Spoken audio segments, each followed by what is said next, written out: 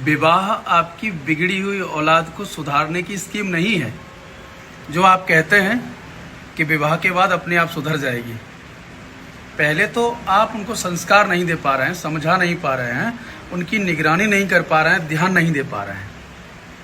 अगर आपकी बेटी का मोबाइल एक दिन आप रिचार्ज करने में लेट हो गए और उसका फ़ोन रिचार्ज हो गया और आप कह रहे हैं कि अच्छा हुआ रिचार्ज करवा लिया, आफत कट गई। अरे उसको ये भी पहचानने की कोशिश करिए कि वो रिचार्ज हुआ कहाँ से है, किसने रिचार्ज कर दिया, पैसा कहाँ से आया। आपने उन बातों पे ध्यान नहीं दिया।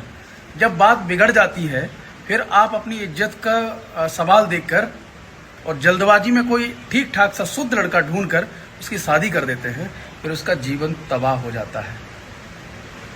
तो शादी 7 जन्मों का बंधन था, आज आपने 7 महीने भी नहीं चलने दे रहे हैं इनको और तलाक पे गाड़ी पहुंच जाती है। तो ये माँ बाप का दायित्व है कि इतनी जल्दबाजी न करें, पहले इनको सुधारें। और अगर नहीं सुधार में आ रहे हैं बच्चे आपके, तो जहां वो लटकना चाहते हैं फेंक दीजिए, उनको जाने दीजिए। किसी दूसरे का घर बर्बाद मत करिए, अपनी इज्जत के लिए किसी दूसरे का घर बर्बाद मत करिए। कोई सीधा साधा लड़का उसके चक्कर में फंस जाए और वो उसको लाके फांसी लटका दें, रोजाना धमकी दें कि जैसा हम कह रहे हैं वैसा करो, नहीं तो हम सुसाइड कर लेंगे, आपको जेल जाना पड़ेगा।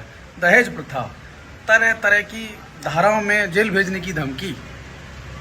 और लड़कों की भी इतनी कमी है कि कभी भी जल्दबाजी की शादी आती है और कहते हैं कि लड़की अच्छी है, रिश्तेदार आपके कहते हैं लड़की अच्छी है, शादी कर लो आप, और आप उनके जाल में फंस कर 2 दिन में ही शादी कर लेते हैं, 1 हफ्ते में शादी कर लेते हैं।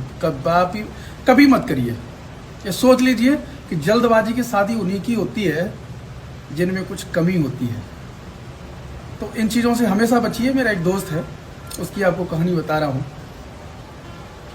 रात में फ़ोन आया उसके मामा का कि बेटा लड़की बहुत अच्छी है और वहाँ से एक जगह से तिलक लौटा है, आप शादी कर लो, लड़की बहुत अच्छी है, परिवार भी बहुत अच्छा है। उन्होंने कहा कि पैसा भी ठीक ठाक दे रहे हैं, पैसे के नाम पे उनको गुमराह किया गया, पैसा भी नहीं दिया गया और अगले ही दिन उसकी शादी हो गई।